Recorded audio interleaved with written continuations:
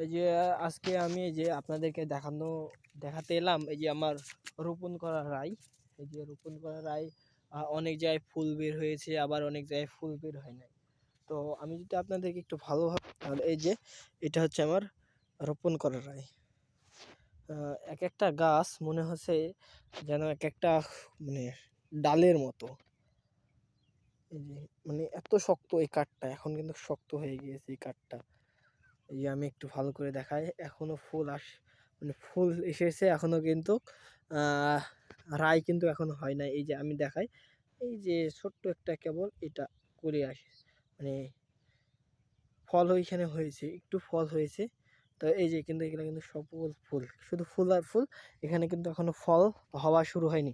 তবে এইখান দিয়ে কিছু রাস্তা, মানে এইটা হচ্ছে মানুষের মানে আইল যেটা বলে আমরা, মানুষ যাতায়াত করে, তো তারা এই যে এইভাবে সকল মানে মাথাগুলো, এই সাইডের মাথাগুলো সব ভেঙে দিয়েছে।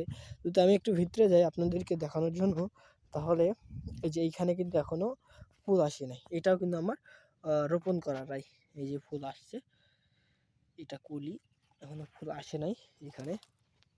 এই যে এই জায়গাটায় পানি জমার কারণে এখনো মানে বৃদ্ধি পায় নাই, ওদিকে পানি জমে না, এই কারণে বড় হয়ে গেছে এই যে অবস্থা।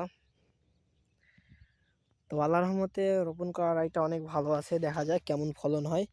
তো এবার অনেকেই আমার যদি পিছন হয় তো অনেককে দেওয়ার আশা আছে, মানে বীজ দেওয়ার আশা আছে। এই যে মানে এক একটা কফির গাছের সমান, বুঝছেন? তো আজকে ভিডিওটি এই পর্যন্ত, দেখা হচ্ছে অন্য কোনো ভিডিওতে। সে পর্যন্ত সবাই ভালো থাকবেন।